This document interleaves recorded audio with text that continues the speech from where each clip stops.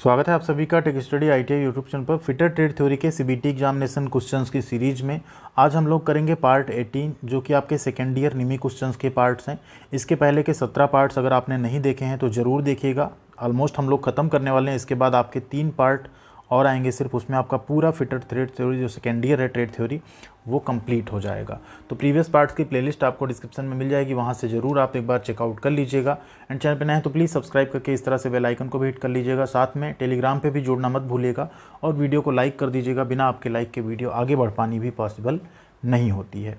Video को अंतिम तक देखिएगा प्लीज़। एंड लास्ट में एक क्वेश्चन आप सभी के लिए हमने रखा जो कि प्रीवियस पार्ट से है एज अ बोनस क्वेश्चन आपके रिवीजन के लिए। उसका आंसर आप लोग कमेंट बॉक्स में ज़रूर बताइएगा। जिसका भी आंसर सही होगा उस पर हम लाइक और रिप्लाई ज़रूर करेंगे। क्वेश्चन नंबर 176 से स्टार्ट करेंगे पार्ट 18 में। टोटल 260 क्वेश्चन है आपके इस पूरे जो 4 सेमेस्टर का PDF है इसमें निमी का। क्वेश्चन है which valve is used for mechanical position to sense in machine automation system. ये पूरा आपका हाइड्रोलिक न्यूमेटिक्स अभी चल रहा है। मशीन ऑटोमेशन सिस्टम में मैकेनिकल पोजीशन को सेंस करने के लिए किस यांत्रिक वाल्व का उपयोग किया जाता है। देखिए ऑटोमेशन सिस्टम का मतलब होता है, सपोज करिए एक एग्जांपल आपको यहाँ दे रहे हैं। मान लीजिए आपके यहाँ पे 2 सिलेंडर्स हैं, ठीक है। एक ऑपरेशन है आपका, मान लीजिए पंचिंग ऑपरेशन। उसमें क्या करेंगे, पहले किसी जॉब को आप क्लैंप करेंगे। मान लीजिए एक क्लैंपिंग सिलेंडर है एंड ये आपका पंचिंग सिलेंडर है, ठीक है। पहले आप क्लैंप करेंगे, फिर आप पंचिंग सिलेंडर से पंच को ऑपरेट करेंगे। तो यहाँ ऑटोमेशन का मतलब क्या हुआ, पहले ये सिलेंडर पूरा आगे जाए, ये क्लैंप कर ले किसी चीज़ को, जब पता चल जाए हाँ यहाँ पहुँच गया तब ये सिलेंडर ऑपरेट हो। इसी को हम कहते हैं ऑटोमेशन। एंड यहाँ मैकेनिकल ऑटोमेशन की बात हो रही है, मैकेनिकल पोजीशन सेंसर की। यहाँ कोई इलेक्ट्रिक डिवाइस नहीं ऑपरेट होने की बात हो रही है। तो उसी में यूज़ करते हैं हम लोग रोलर वाल्व। क्या होता है ना कि ये सिलेंडर यहाँ आगे जाता है, यहाँ पे एक ऐसा वाल्व लगा होगा जिसमें एक रोलर लगा होगा जिसको इसका पिस्टन रॉड दबा देगा। एंड जैसे इस रोलर को दबा देगा ये वाल्व ऑपरेट हो जाएगा और इससे जो आपका हाइड्रोलिक्स या न्यूमेटिक्स का ऑयल है यहाँ पे आना स्टार्ट हो जाएगा और फिर आपका सिलेंडर आगे बढ़ के अपना काम करेगा, ठीक है। तो ये होता है सीक्वेंस इसका। तो उसी को हम लोग किससे करते हैं, यहाँ पे रोलर वाल्व से। कुछ इस तरह आपका रोलर वाल्व दिखता है। जैसे आपका पिस्टन रॉड आया, इसको यहाँ दबाया, इस पूल यहाँ से ऑपरेट हुआ, आपका जो एयर या ऑयल है वो दूसरे सिलेंडर को मिलेगा और फिर अगला ऑपरेशन आपका हो जाएगा। इसी को हम लोग क्या कहते हैं, मशीन का automation. Pressure relief valve maximum pressure को सेट करते हैं उस पर सिस्टम का। फ्लो कंट्रोल वाल्व फ्लो को कंट्रोल करता है। डायरेक्शनल वाल्व डायरेक्शन को कंट्रोल करता है। मैकेनिकल पोजीशन सेंस कौन करा, ये आपका रोलर वाल्व, ठीक है। एक एक क्वेश्चन को हम लोग समझते हैं अच्छे से, जिससे आप जब एग्जामिनेशन देने जाएँ, तैयारी करें तो आप अच्छे से समझ पाएँ। इस वजह से वीडियो लंबी भी होती है, तो आप लोग प्लीज़ वीडियो पूरा देखा करिए, ज़रूर आपको अच्छा नॉलेज यहाँ पे गेन होगा। क्वेश्चन नंबर 177 है which valve is use to remove the excess amount of oil in the hydraulic system. एक हाइड्रोलिक सिस्टम में जो तेल की अतिरिक्त मात्रा है उसको हटाने के लिए किस वाल्व का प्रयोग करते हैं, तो वो होता है आपका प्रेशर रिलीफ वाल्व। क्या होता है, प्रेशर रिलीफ वाल्व होता है। बेसिकली होता क्या है, मान लीजिए आपका ये एक पंप है, ठीक है, यहाँ एक रिजर्वायर है, यहाँ पे आपका ये प्रेशर रिलीफ वाल्व लगा होता है, ठीक है। अब प्रेशर रिलीफ वाल्व की जो सेटिंग होती है ना, वो क्या होती है, जो आपका नॉर्मल पंप का सिस्टम, मान लीजिए पंप आपका यहाँ पे 100 बार पे काम कर रहा है, एग्जांपल है, ठीक है, 100 बार पे। तो रिलीफ वाल्व हम लोग क्या करते हैं, 120 पे अप्रॉक्स सेट कर दिया हमने, 120 बार पे, ठीक है। वर्किंग प्रेशर आपका चल रहा है 100 बार। किसी रीजन से कुछ ऑब्स्ट्रक्शन आया यहाँ पे रास्ते में सिलेंडर के या किसी के, तो क्या होगा, सिस्टम का प्रेशर, क्योंकि पंप तो कंटिन्यू चल रहा है, सिस्टम का प्रेशर बढ़ना शुरू होगा, ठीक। तो जो भी एक्सेस ऑयल अब यहाँ तो जा रहा है, लेकिन हमको ऑयल की रिक्वायरमेंट है नहीं क्योंकि सिलेंडर तो पहुँच चुका अपनी पोजीशन पे। उस केस में क्या होता है, यहाँ से ऑयल इसका प्रेशर बढ़ाता है एंड ये प्रेशर जैसे इसका बढ़ता है स्प्रिंग से ज़्यादा, ये यहाँ से कनेक्ट होकर टोटल टैंक में दे देता है एक्सेस ऑयल को, ठीक है। यही आपका रिलीफ वाल्व का फंक्शन है। तो राइट आंसर क्या हो गया, प्रेशर रिलीफ वाल्व। आप देखिए यहाँ पंप चल रहा है कंटिन्यू, जैसे प्रेशर ज़्यादा बढ़ा ये ऊपर उठा स्पूल और यहाँ से सारा तेल आपका टैंक में आ गया, ठीक है। चलिए आगे चलते हैं। क्वेश्चन है 178 यहाँ पे which valve is an orifice और restrictor in hydraulic system. Hydraulic system में कौन सा वाल्व जो है एक ऑरिफिस या रिस्ट्रिक्टर है। तो एक ऑरिफिस या रिस्ट्रिक्टर आपका जो होता है, ऑरिफिस कुछ इस तरह से दिखता है, ठीक, ये हो गया आपका फिक्स ऑरिफिस। कुछ ऑरिफिस ऐसे होते हैं जिन्हें आप एडजस्ट कर सकते हैं जिनकी ओपनिंग को, ठीक है। तो इन्हें हम लोग कहते हैं फ्लो कंट्रोल वाल्व। इसी में आपके ऑरिफिस या रिस्ट्रिक्टर होते हैं जो फ्लो को क्या करते हैं, रिस्ट्रिक्ट करते हैं, कंट्रोल करते हैं कितना फ्लो आगे लाइन में या सिस्टम में जाना है। तो राइट आंसर क्या हो गया आपका, फ्लो कंट्रोल वाल्व। कुछ इस तरह से आपका होता है, देख सकते हैं आप यहाँ पे, ठीक है। ये आपका है, इस नॉब से आप क्या करते हैं, यहाँ से जो फ्लो आ रहा है उसको रिस्ट्रिक्ट कर सकते हैं। कितनी ओपनिंग आप देंगे उतना ही फ्लो इधर आपको मिलेगा। एकदम से बंद कर देंगे, थोड़ा ओपन करेंगे, थोड़ा फ्लो जाएगा, और ओपन करेंगे और जाएगा। इसी को हम लोग रिस्ट्रिक्टर कहते हैं यहाँ पे, ठीक है। चेक वाल्व क्या है? यूनिडायरेक्शनल फ्लो, एक तरफ जाएगा दूसरी तरफ आपका फ्लो नहीं जाएगा। इधर गया बट इधर आपको नहीं आएगा। डीसी वाल्व मतलब डायरेक्शन को कंट्रोल करना, कब इधर कब ऐसा कब वैसा, ये करना। एंड प्रेशर वाल्व आपने पीछे देखा ही। अगला क्वेश्चन है विच device enables different flow rate of oil. कौन सा उपकरण जो तेल है उसके विभिन्न प्रवाह दर बनाता है? तो उसी को हम लोग थ्रॉटल या फ्लो कंट्रोल वाल्व कहते हैं। राइट आंसर हो जाएगा आपका ऑप्शन नंबर ए, थ्रॉटल वाल्व या फ्लो कंट्रोल वाल्व। नेक्स्ट है question what the periodic oil drain from the compressor. जो कंप्रेसर है उससे पीरियोडिक तेल का रिसाव, तेल का ड्रेनेज क्यों करते हैं? पहले तो ये जान लीजिए क्यों करते हैं, फिर पीरियड की बात करेंगे। तो देखिए कंप्रेसर जो है आपका, उसमें रेसिप्रोकेटिंग या रोटरी जो भी कंप्रेसर हो, उसमें जो मूविंग इक्विपमेंट्स होते हैं, जो कंप्रेसर ऑयल होता है, अगर उसे हम बार बार ड्रेन ना करें, उसे बार बार हम फिल्टर ना करें, तो उसमें कुछ कंटेमिनेशन होंगे जो आपके कंप्रेसर को डैमेज कर देंगे, ठीक है। तो उसे जनरली आजकल तो इतना नहीं होता, बट आपके निमी के पीडीएफ में भी मिल रहा है कि वंस इन अ वीक जो है, उसे जितने कम टाइम में आप अगर डेली कर दें तो और अच्छा, लेकिन इतना पॉसिबल नहीं होता है किसी कंप्रेसर में।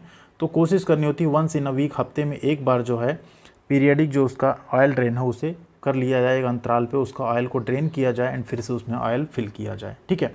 बट कुछ कंप्रेसर में उसके वर्किंग आवर होते हैं, 100 घंटे चल जाए तब आप करिए, 1000 घंटे चल जाए तब आप करिए। फिलहाल के लिए यहाँ पे आंसर है आपका वंस इन अ वीक, हफ्ते में एक बार। अगला क्वेश्चन है which type of filter used for trapping various sizes of particular matter. विभिन्न आकारों के विशेष पदार्थ को फंसाने के लिए किस प्रकार के फिल्टर का उपयोग करते हैं? Mechanical filter, absorbent filter, magnetic filter या सक्शन फिल्टर। ध्यान दीजिए, इसे हम लोग कहते हैं एब्जॉर्बेंट फिल्टर। वो अलग अलग आकार के जो पदार्थ हैं, ठीक है, उन्हें वो अपने में ट्रैप कर लेता है, जिससे आपका सिस्टम जो हो वो क्लीन रहे। कुछ इस तरह दिखते हैं आपके एब्जॉर्बेंट फिल्टर्स। अगला क्वेश्चन है which type of filter use to remove ferrous materials from oil in hydraulic system. Hydraulic system में तेल से जो लौह मटेरियल उनको हटाने के लिए किस प्रकार के फिल्टर का हम प्रयोग करते हैं? तो लोहे के पार्टिकल्स को हटाना है तो ऑब्वियस बात, जहाँ मैग्नेट दिख रहा है उसको आप सही कर सकते हैं। मैग्नेटिक फिल्टर आपका राइट आंसर हो जाएगा। देखिए जो हाइड्रोलिक सिस्टम होता है, यहाँ पे कुछ चीज़ें आपको एक्सप्लेन कर दें। जो आपका हाइड्रोलिक सिस्टम होता है, जो उसमें ऑयल होता है ना आपका, वो उसका सब कुछ है, ठीक है।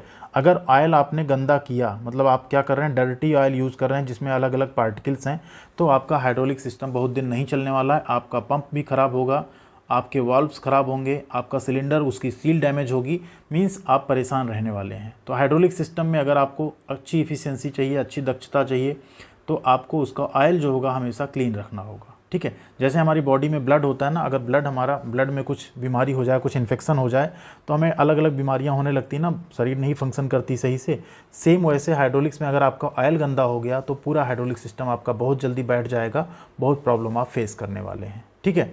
तो यहाँ पर मैग्नेटिक फिल्टर आपका क्या करता है, ऐसे लौह मटेरियल्स जो कि बाद में जाके पंप को या सिलेंडर सील को डैमेज कर सकते हैं, उन्हें अपने अंदर ट्रैप कर लेता है। कुछ इस तरह आपका जो मैग्नेटिक फिल्टर काम करता है। नीचे से ऑयल आपका यहाँ फ्लो हो रहा है, यहाँ पे मैग्नेट्स लगे हुए हैं जिसमें ये आपके ट्रैप हो जाएंगे पार्टिकल्स, ठीक है।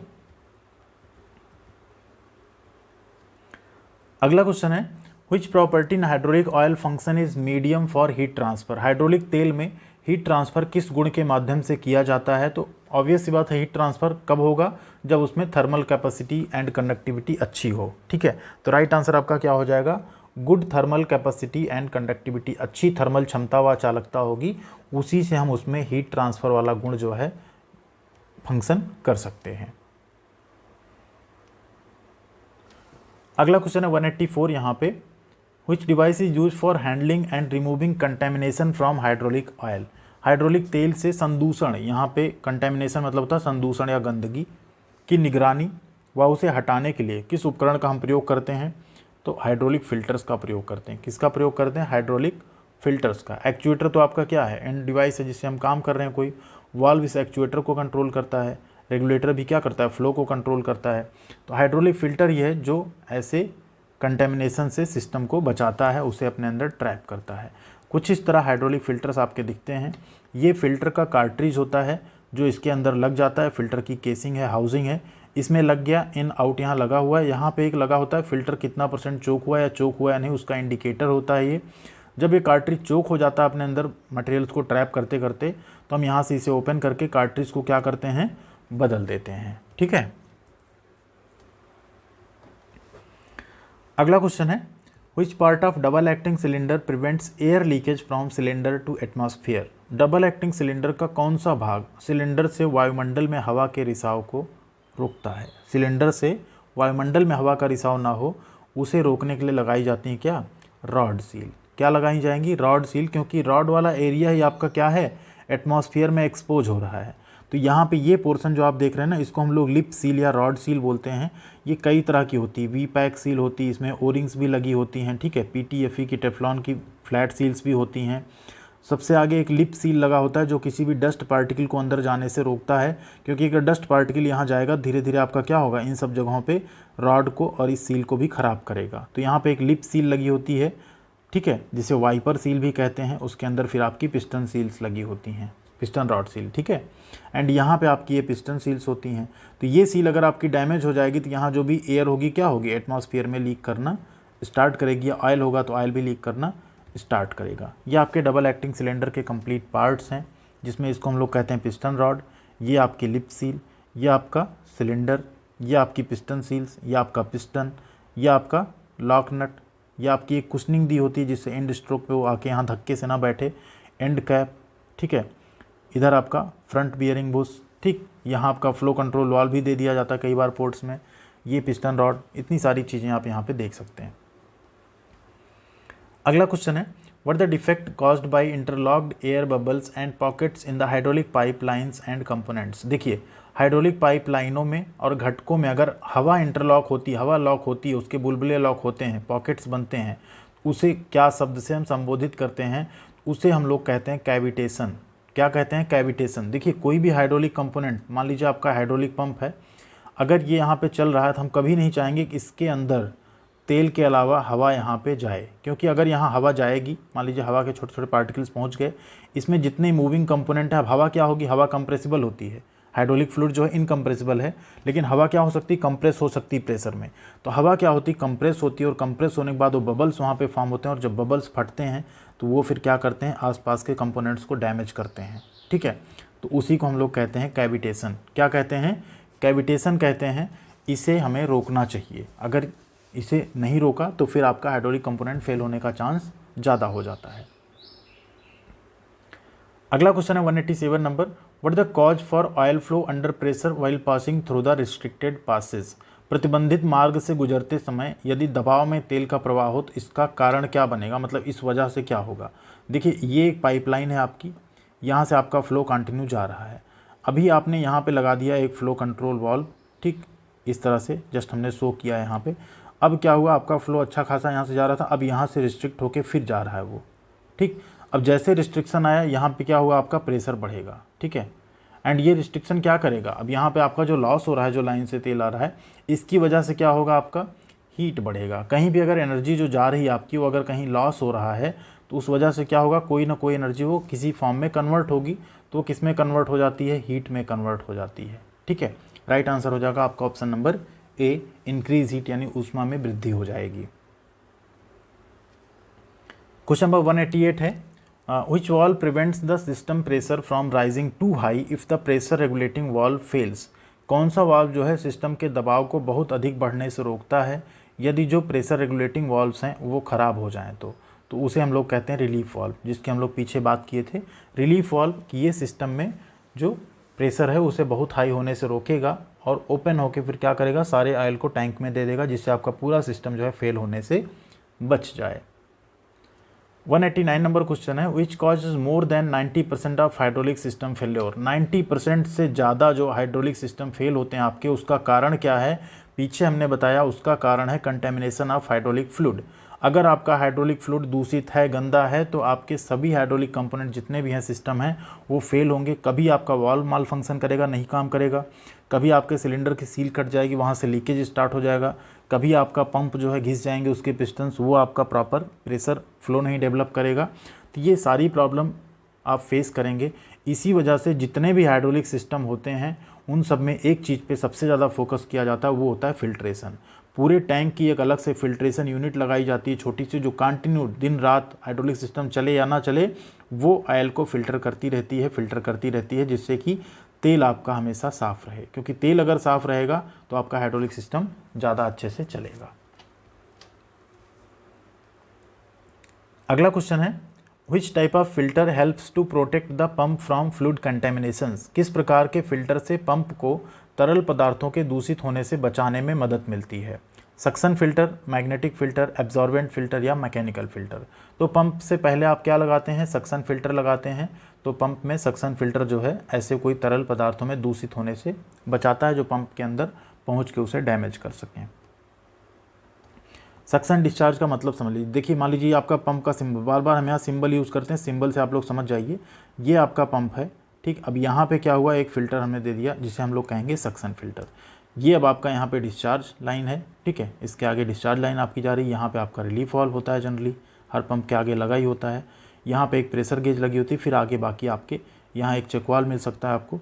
इसी को हम लोग कहते हैं सक्शन फिल्टर, जो टैंक के साथ पंप में ऑयल जा रहा है उससे पहले लगाया जाता है।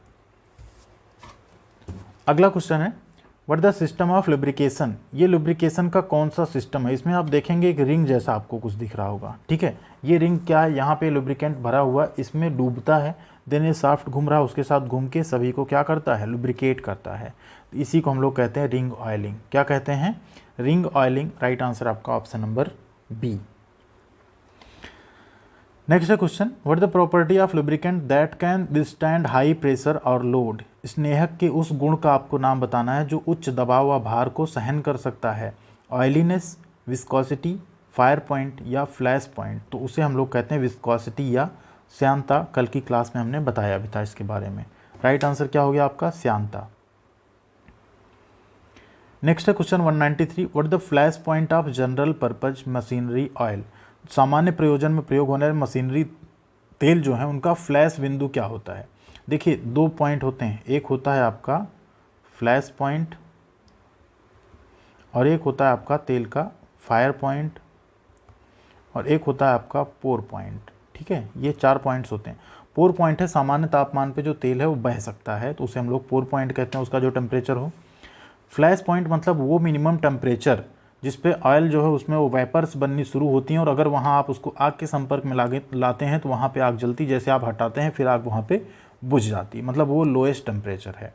एंड फायर पॉइंट का मतलब वो हाईएस्ट टेम्परेचर ऑयल का, जिस टेम्परेचर पे अगर उसे हम आग के संपर्क में लाएँ तो कंटिन्यूस जलने लगे, उसे हम लोग फायर पॉइंट कहते हैं। मतलब ये मैक्सिमम टेम्परेचर से रिलेटेड है, ये वो मिनिमम टेम्परेचर है जहाँ वो वेपर बन रही है जो आप जला सकते हैं, मतलब वहाँ पे स्पार्क हो सकता है, ठीक। तो यहाँ पे फ्लैश पॉइंट जो है आपका क्या होता है, वो रहता है 160 डिग्री सेल्सियस।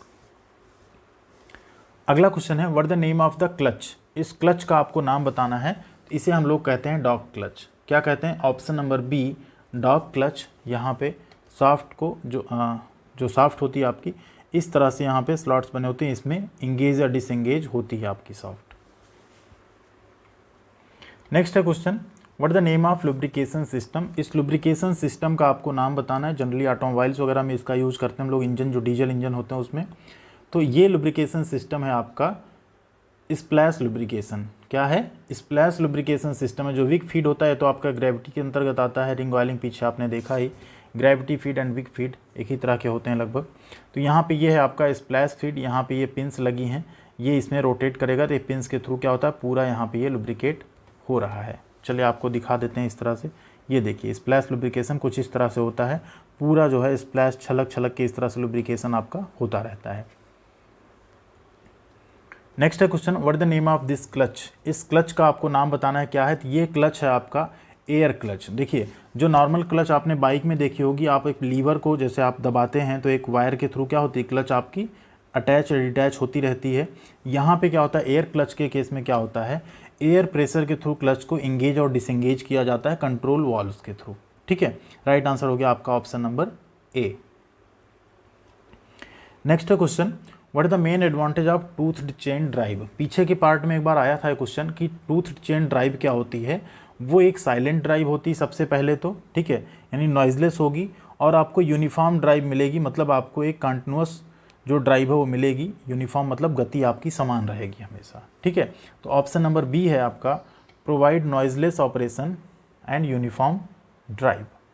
ऐसा कुछ होता है टूथड चेन आपका, जो आपने चेन देखा होगा ना, वो जो स्प्रॉकेट वाले होते हैं उसमें रोलर लगे होते हैं, उससे थोड़ा डिफरेंट होता है। इसमें इस तरह से दांते बने होते हैं और इसके स्प्रॉकेट एंड ये जो आपके हैं इस तरह दिखते हैं। नेक्स्ट है question 198 number, what is the ratio of soluble oil added to water to get non corrosive effect. गैर संक्षारक प्रभाव प्राप्त करने के लिए पानी में घुलनशील तेल का अनुपात क्या होता है। राइट आंसर है, याद कर लीजिएगा, 0.05555, इतना क्यों लिखा गया पता नहीं, 0.05 भी आप याद कर लीजिए, उसी से आपका काम हो जाएगा। 55 जहाँ हो उसको आप लगा दीजिएगा, ठीक। नेक्स्ट है question, what is the system of lubrication. इस स्नेहन प्रणाली का नाम आपको बताना है। तो यहाँ देखिए एक बत्ती टाइप की आपको दिख रही है ना, इसको हम लोग कहते हैं बिग फीड। ये आपका ग्रेविटी के अंतर्गत ही आता है। यहाँ से जैसे ये आपका एब्जॉर्ब किया इसने और इस तरह से आपका जहाँ ये बत्ती आप कहीं आप टिका देंगे वहाँ पे ड्रॉप करके आपका लुब्रिकेशन कंटिन्यूस होता रहेगा, ठीक है। तो इसे हम लोग क्या कहते हैं, विग फीड सिस्टम कहते हैं।